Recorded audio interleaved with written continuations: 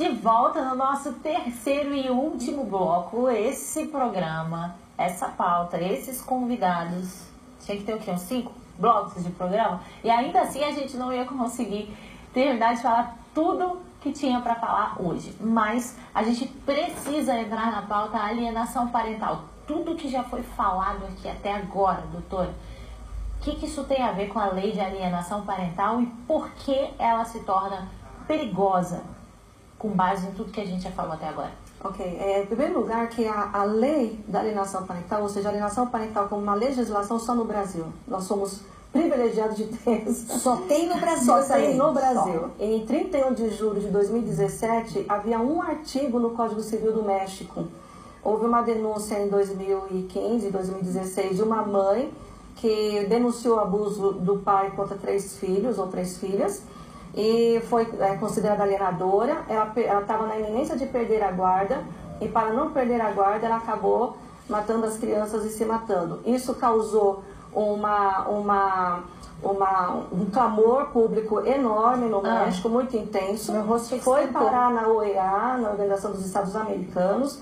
Em 2015 havia uma convenção, que é uma convenção do Belém do Pará de 2015, onde proíbe o uso da SAP, a síndrome da alienação parental. Internacionalmente ela é conhecida com esse nome. Em casos em que havia denúncias de abusos e maus-tratos infantis intrafamiliar, e outros mecanismos ligados à SAP que desvalorizassem os depoimentos de testemunhas e vítima e causassem impunidade aos agressores. Esse é o texto específico da convenção. E por força desse artigo, dessa convenção, o México foi processado, foi condenado ano passado, e o único artigo do Código Civil mexicano foi revogado pela Assembleia, pelo parlamento daquele país. Por força disso, o Brasil continua nessa lei. É o único país do mundo. Por causa dessa lei, estatisticamente, há um reflexo que o nosso país, 76% de todos os sites de Deep Web ligado à rede de pedofilia, visualizações internacionais, 76% estão nos sites brasileiros. Aumentou nos últimos 7 anos o índice de feminicídio no Brasil. Nós somos, pela ONU, foi detectado que nós somos o 5º país em feminicídio do mundo, e o nosso país também 78% de denúncias de abuso sexual infantil notificados, 54% são praticados por pais homens e apenas 4% das mães mulheres. Por que esses índices? Porque a lei da alienação parental ela veio parar no Congresso Nacional em 2008, vendida como uma lei que protege o melhor interesse da criança quando existe o conflito dos pais na constância do divórcio, onde há uma disputa de convívio do filho entre os pais, e existem comportamentos ou atitudes ou interferências até psicológicas. O conceito do artigo 2 da lei fala que é interferência psicológica na criança, no adolescente, de impedir o convívio da criança com o outro genitor, e ele é praticado pelo genitor, pelos avós e, pasme, estranhamente, por todos aqueles que estão na vigilância, manutenção e administração da criança. Guarde bem esse termo, porque ela é uma coisa muito perigosa na nossa legislação.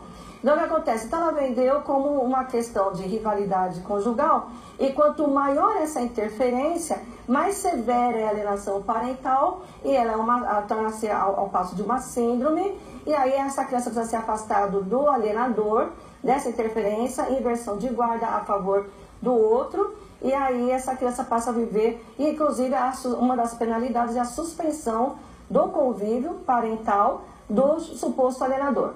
Foi vendido assim no nosso Congresso.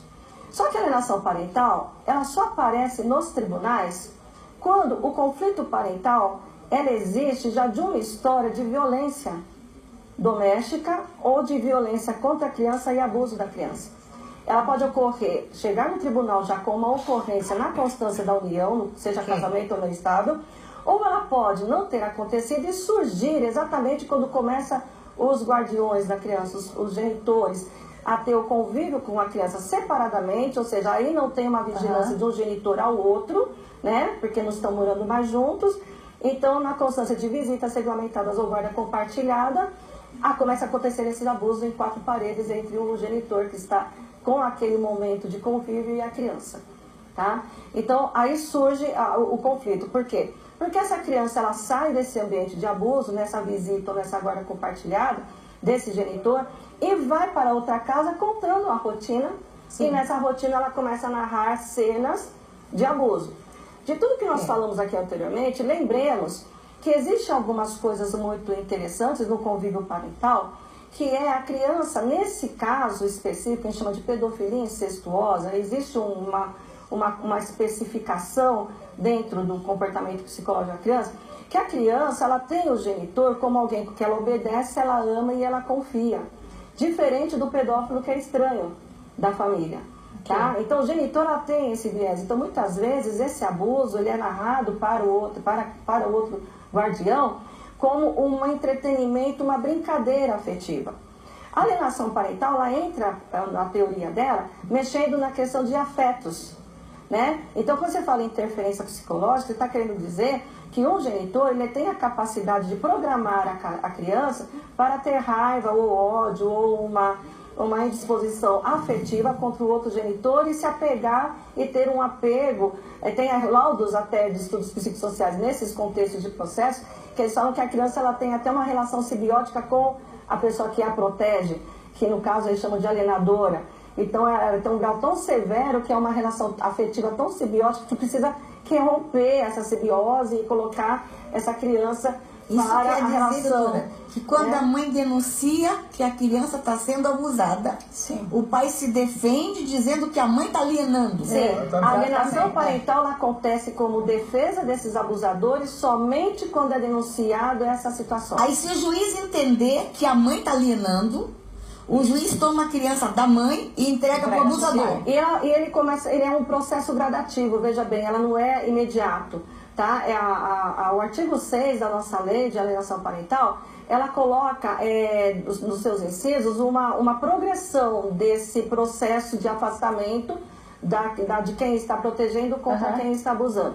Começa com uma advertência, depois começa com a ampliação do convívio, se era antes uma visita assistida, amplia para uma visita regulamentada de 15 dias, depois ela pode virar uma guarda compartilhada, ela pode também aparecer em formato de multa, também existe a prevenção de multa. As mães pagam dinheiro? Sim, e são multas altas, são valores inclusive por descumprimento de visita, ou seja, cada vez que a criança resiste de ir na visita, com o pai abusador, ela tem que ser arrastada, ela tem que ir chorando, tá? Agora, se ela não é entregue nessas questões, ela não é entregue, é aplicada uma multa por descumprimento. A cada 15 dias ela não vai, a cada 15 dias é uma penalidade, é uma multa. Mas mesmo que o pai esteja respondendo o processo criminal, a mãe provou que ele abusou, tem laudo, ele está respondendo o processo criminal. Mesmo nesse caso, a justiça tira da mãe e entrega para o abusador? Existe caso em que na vara criminal a promotoria ofereceu a denúncia criminal, ou seja, depois de um processo de investigação de inquérito policial, chega a todas as provas, inclusive em estados que antes da aprovação da lei da escuta protegida, que está em vigor de abril desse ano, eles já faziam a escuta gravada da criança. Então, essa é a minha pergunta. A criança é ouvida nesse processo? Então, o que acontece com a criança? Ela é ouvida porque o artigo 4 da lei, por exemplo, tão logo a pessoa entrou com a petição do processo querendo o impedimento da visita, e o outro alegou que esse impedimento, essa denúncia que é feito é alienação parental, o próximo passo, o juiz ele abre duas coisas paralelas. Ele manda fazer visita assistida dessa criança com o denunciado que está afastado da visita. Então ele tem uma visita assistida dentro de um prédio, de um órgão ligado ao judiciário, um órgão público, tá? No Brasil, no São Paulo, chamamos de CEVAT, Centro de Visitação Assistida, ligado ao Tribunal de Justiça de São Paulo. Enquanto essa visita ela é feita semanalmente por um período dentro desse local, o juiz nomeia um psicólogo, um perito, para fazer o chamado estudo psicossocial. Vai entrevistar bem separado a mãe, ou a criança e o pai, e inclusive é feito o processo de acariação. A acariação é uma coisa assim, bizarro dentro, não sei se na psicologia eu diria isso, mas no direito para mim é uma coisa bizarra, porque quando, por exemplo, uma mulher ela é estuprada, ela sofre um crime sexual, e a polícia, a delegacia quer confrontar quem é o bandido, então a mulher ela fica dentro de uma sala com um vidro, e o vidro ele tem visão para uma antessala, onde é colocado vários homens, e ela tem que apontar quem é o seu agressor. A criança ela é acariada na frente do agressor. ela é obrigada, é assistido pela psicóloga, como é que é o comportamento da criança, como é que é o envolvimento dela naquele momento da criança. Né? Não pode, porque... Isso aí, juridicamente, isso é uma orientação jurídica? Não, mas o problema é que a legislação ela não pode normatizar métodos da psicologia, porque são ciências separadas. Quem normatiza isso é o CFP. É o CFP que normatiza os métodos de laudo. Relativo, né? Por isso que eu estou perguntando. Muito complexo. Então nós temos... Mas estão ocorrendo o que acontece? A gente não pode negar que a alienação existe. Não, em veja muitos bem. casos. Mas qual é o perigo da lei? Porque, por exemplo, por que eu estou fazendo essa pergunta? Eu acompanhei com uma certa distância, mas vi um caso de alienação parental, de briga de cachorro grande. Pai, mãe, né? A rivalidade conjugal. A rivalidade conjugal, de uma família dos dois lados de poder aquisitivo muito alto.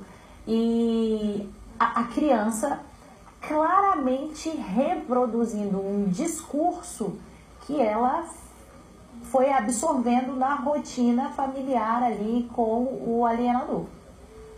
Eu tenho certeza que aconteceu, eu tenho certeza que foi assim. Uma criança de 3 anos de idade, 3 anos e meio, e ela começou a repetir esse discurso com muita propriedade. E foi comprovadamente um caso de alienação parental, foram feitas todas as denúncias, todos os exames, enfim. Por que estou dizendo isso? Que a alienação existe, mas por outro lado, ela é muito perigosa, essa lei. Deixa eu dizer uma coisa. Existe uma situação do conceito comportamental e existe uma teoria. São coisas separadas. O que foi feito, qual foi o engajamento feito por detrás da teoria da alienação parental? A alienação parental como conflito, briguinha de casal e essa rivalidade que existe, eu nem chamaria de alienação parental, porque a alienação, primeiro no campo jurídico, quando você tem a chamada alienação fiduciária no âmbito comercial, você está alienando um carro que não pensa, que não tem sentimento, que não tem nada. Sim. Então, a pessoa não pagou a dívida do carro, você coloca ela no processo de devolução do seu proprietário para revender, enfim. Tá? Então, nós não estamos tratando de um objeto, estamos tratando de uma criança que tem sentimento e ela tem uma vontade. E ela tem também um raciocínio, embora dentro de um desenho, ela não tem um raciocínio precário, ela tem um raciocínio de acordo com o desenvolvimento de crescimento dela. Mas ela tem noções de algumas coisas, tá? Tem algumas coisas dentro do fato concreto que ela está presenciando e ela sabe te contar, com muito detalhe. É tanto que fala-se que criança não mente. Eu não mentia. Eu mentia. E se alguém falasse uma mentira para mim, eu era capaz de reproduzir a mentira da pessoa. E dizer que a pessoa que mandou falar. Essa é a diferença da alienação parental. Porque quando a criança ela conta de um abuso, se ela está mentindo, ela fala alguém, chega um momento da entrevista que ela fala, mãe mandou contar. Entendeu? Agora, o abuso real, você pergunta assim, mas mamãe mandou contar ou é verdade? É verdade o que eu passei. Fulano fez isso comigo. É diferente. Isso daí não é explorado no laudo da psicologia. Quando vai falar de abuso, eles partem para uma outra pergunta. A gente chama de entrevista semi-dirigida. Eles colocam esse termo no laudo.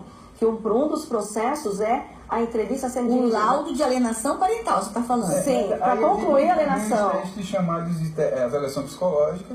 Uma das avaliações psicológicas são chamados de testes projetivos, né? A gente tem alguns testes projetivos que a criança revela nos desenhos, né? Nos desenhos eu tenho tido isso. Né? Tem ocorrido isso comigo. Isso. Só que os desenhos não são juntados no processo. E me parece que os laudos não são juntados no processo. Há uma padronização de laudos, há uma venda de laudos. O que está acontecendo? É isso que eu, por exemplo, a prova do laudo não é juntado. Não é juntado a gravação das entrevistas, não é juntado os desenhos. No preâmbulo dos laudos aparecem todos os testes aplicados, mas não é juntado a prova de nenhum deles para poder ser contestado pelo assistente técnico. Mas se o juiz pensa, eu não sou advogado, né? Agora, enquanto psicólogo, eu posso dizer que existe uma avaliação psicológica, existe teste projetivo, e não só é a avaliação psicológica, tem essa questão da avaliação, a entrevista com os pais, tem todo um contexto, né? Então, os testes projetivos, eles vão revelar o que está acontecendo com esse conteúdo psíquico, entendeu? A pergunta é, eu não sou advogado, por isso que eu estou perguntando, se o juiz pega uma situação como essa, um caso como esse, que está faltando partes, né? Está faltando partes, porque às vezes, pode-se pedir uma outra avaliação. Eu tenho casos que o juiz, determinado psicólogo fez a avaliação psicológica. Não, mas aí ele pede para um outro perito, para 2, 3 peritos, aí vai de acordo com a percepção do juiz, de entender a situação. Mas a pergunta é, se está faltando, como é que, juridicamente, como é que está faltando peça? Exato. Veja bem, essa lei, o texto dessa lei, ela foi muito bem feita. Eu vou dizer para vocês que ela foi feita, elaborada por cabeça de 3 juízes, praticamente. Uma ex-desembargadora, já aposentada, a doutora Maria Berenice Dias, foi uma das mentoras da redação técnica da lei.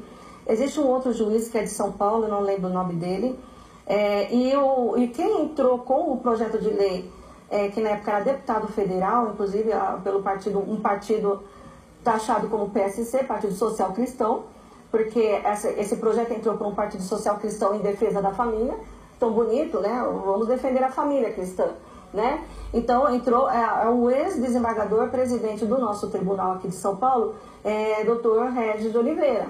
Então, tecnicamente, ela é uma lei perfeita. Agora, onde estão os gatilhos da lei? Primeiro, o artigo 2, quando ela coloca que a alienação parental pode ser praticada pelo genitor, avós ou quem está na manutenção de vigilância e manutenção da criança... babás. Nós estamos com um caso de babás. Sim. Foram afastaram da criança porque disseram que a babá era alienadora. Sim, exato. O que acontece? Você minou todas as testemunhas do crime. Tá? Então, quando você tem um professor denunciando o abuso, que a criança chegou dizendo que o pai ou a mãe abusa dentro de casa, você minou a testemunha porque ela é alienadora de acordo com o artigo 2. E assim todo mundo, até você, se você tiver, você pode ser alienadora. Exatamente. Outro termo, estudo psicossocial. Essa palavra, ela tem um peso dentro do ramo jurídico diferente da perícia técnica do Código de Processo Civil. A perícia técnica, ela quer apurar a veracidade dentro do conhecimento técnico específico se ocorreu um fato ou não denunciado, tá? Que permite um contraditório maior, que você pode nomear um perito do mesmo ramo da sua confiança. Esse perito, inclusive, ele é obrigado a acompanhar a perícia junto. Então, vamos ver o engenheiro tem que ver um vazamento dentro de um prédio. O juiz tem que autorizar que o meu perito e da parte contrária acompanhe essa perícia junto. No estudo psicossocial, não. Ele não é uma perícia, ele é um estudo social. Isso é proposital. Quem fez, o lobby pedófilo fez de propósito, tá? O termo disso, tá? Ele usa o termo estudo social porque ele é um estudo social que não permite contraditório. Tanto que existe, vocês podem pesquisar, sim, a resolução 001/2008 do Conselho Federal de Psicologia, que num dos seus termos, ele não permite que os nossos psicólogos, assistentes técnicos, de uma parte ou de outro, eu falo nossos porque eu sou advogada, então eu tenho que indicar um perito, um assistente técnico pelo meu cliente, não permite que eles acompanhem essas entrevistas sendo dirigidas. E esses desenhos. Então, o que você acaba? Então,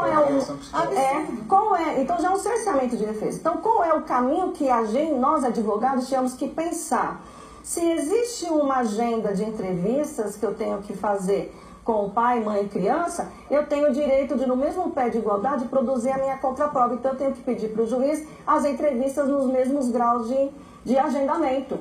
E até, às vezes, permitir com que nós gravemos essas entrevistas. Porque os nossos assistentes não podem acompanhar, porque não é uma perícia técnica, é um estudo psicossocial. Então, tem vários gatilhos na lei que ela cerceou direitos de defesa.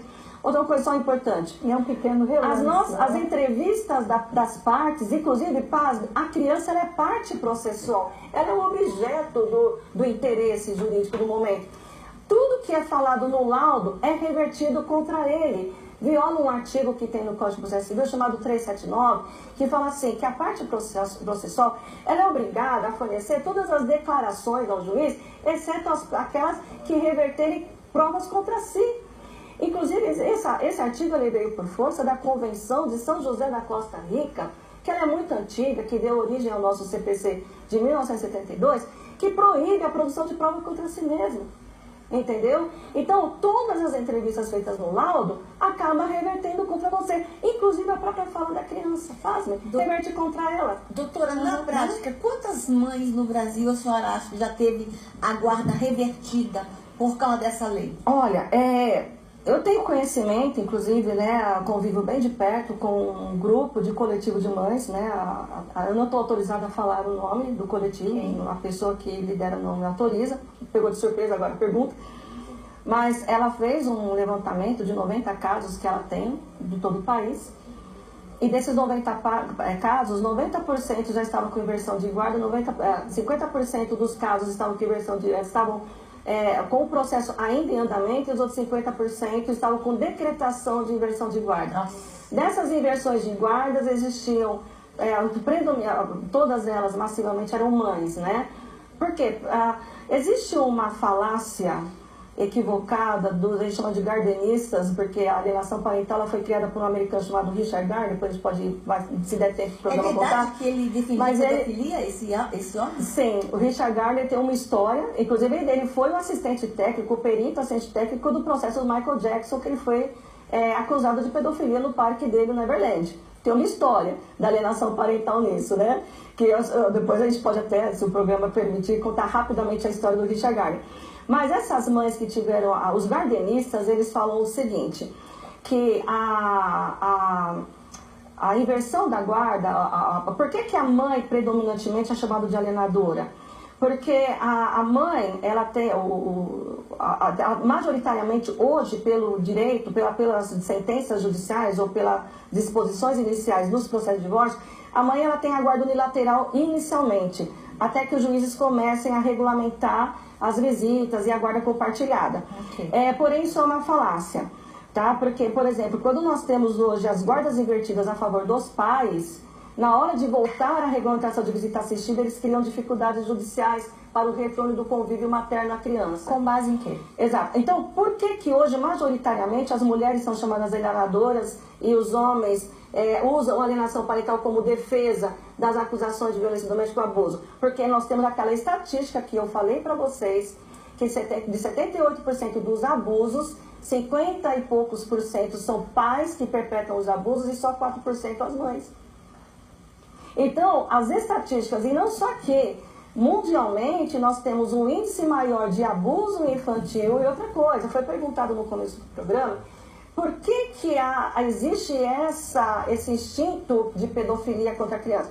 Muito mais do que orientação sexual, do que uma vontade sexual, ela não é um problema só sexual, ele é um problema de dominação e poder. Porque a partir do momento que você não consegue ter o sexo consentido com o adulto porque ele cria resistência, existem 3 figuras que não oferecem resistência sexual: a criança, o animal e o cadáver. Então, é muito fácil você ter sexo com essas 3 pessoas porque você consegue dominar. Então, ela é muito mais do que um problema sexual, ele é um problema de dominância e poder. E eu roubo essas palavras, eu quero deixar consignado aqui, que inclusive essa impressão veio da doutora Ana Maria Encarelli, minha homenagem a ela, meu beijo a ela. Se ela puder um dia trazer um programa, ela é muito boa nesse assunto.